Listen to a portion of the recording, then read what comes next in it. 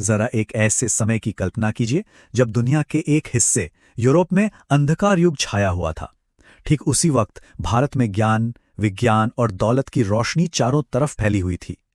तो चलिए आज हम भारत के उसी स्वर्ण युग की कहानी में उतरते हैं, गुप्त साम्राज्य की कहानी में। और इस कमाल की कहानी की शुरुआत होती है एक नंबर से, शून्य यानी जीरो। जी हाँ, दुनिया को जीरो का कॉन्सेप्ट एक नंबर के तौर पर इसी दौर में मिला। और ये सिर्फ एक मैथ्स की खोज नहीं थी।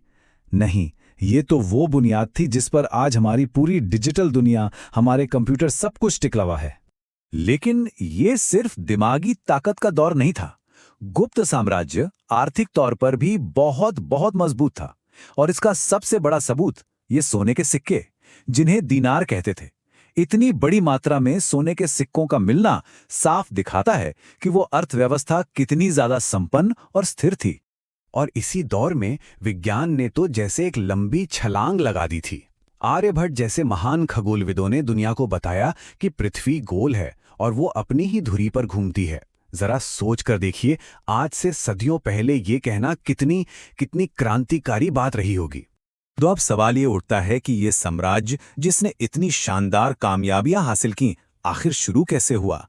कौन थे वो लोग जिन्होंने इस महान युग की नींव रखी थी? चलिए जानते हैं। देखिए, हर महान साम्राज्य के पीछे महान शासक होते हैं। चंद्रगुप्त प्रथम ने महाराजा धीराज की उपाधि लेकर इसकी मजबूत नींव रखी।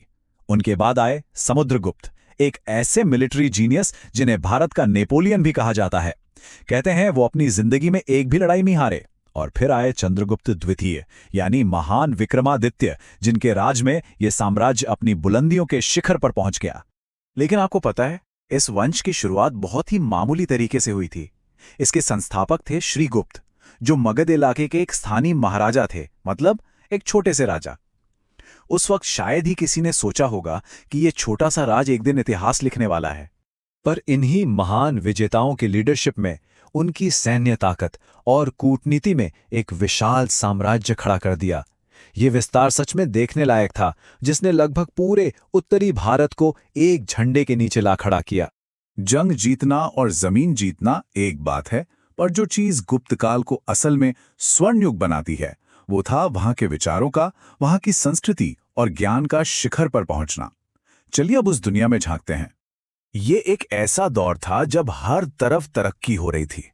एक तरफ गणित और खगोल विज्ञान दुनिया को नई राह दिखा रहे थे, तो दूसरी तरफ साहित्य और कला अपनी नई ऊंचाइयां छू रहे थे।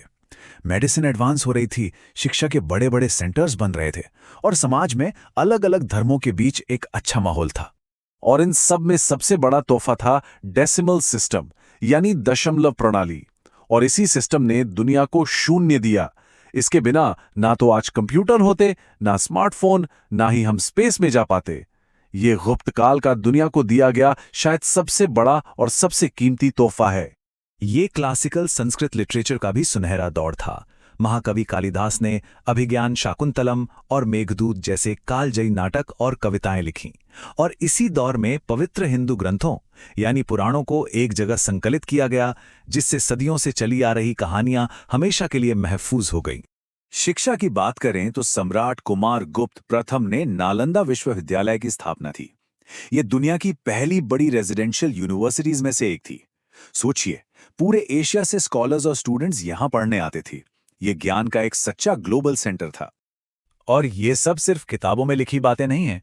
एक चीनी यात्री फाहियान, जो चंद्रगुप्त द्वितीय के समय भारत आए थे, उन्होंने अपनी आंखों से देखा और लिखा कि यहाँ लोग कितने अमीर और खुश हैं।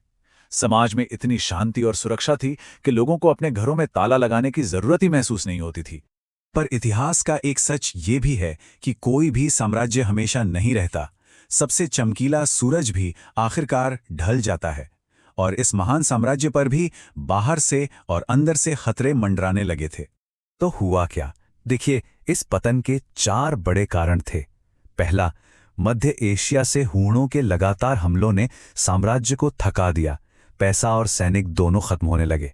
दूसरा, बाद में आने वाले राजा उतने काबिल नहीं थे जो इतने बड़े साम्राज्य को संभाल पाते। तीसरा, इन लगातार युद्धों से शाही खजाना खाली हो गया।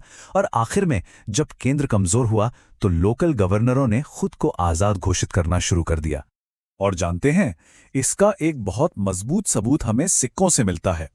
जहां समुद्रगुप्त के समय में सिक्के एकदम खालिस सोने के थे, वहीं बाद के राजाओं के समय तक आते आते सिक्कों में सोने की क्वालिटी गिरने लगी, उसमें मिलावट होने लगी। ये इस बात का साफ संकेत था कि साम्राज्य की आर्थिक हालत ठीक नहीं थी। तो हाँ, गुप्त साम्राज्य एक पॉलिटिकल पावर के तौर पर खत्म हो गया, लेकिन उसकी असली विरासत यानी उसका ज्ञान, उसकी संस्कृति, उसकी कला, वो आज भी जिंदा है, क्योंकि विचार और ज्ञान साम्राज्यों की सीमाओं से कहीं ज्यादा ताकतवर होते हैं। और यहीं आकर एक बड़ा सवाल खड़ा होता है। एक साम्राज्य तो मिट जाता है, पर क्या उसके विचार भी मिट जाते हैं? शायद नहीं। शून्य से लेकर क्लासिकल आर्ट तक गुप्तों की विरासत आज भी हमारी दुनिया को प्रभावित कर रही है। ये इस बात का सबूत है कि विचार तलवारों और सल्तनतों से कहीं ज्यादा जिंदा रहते हैं।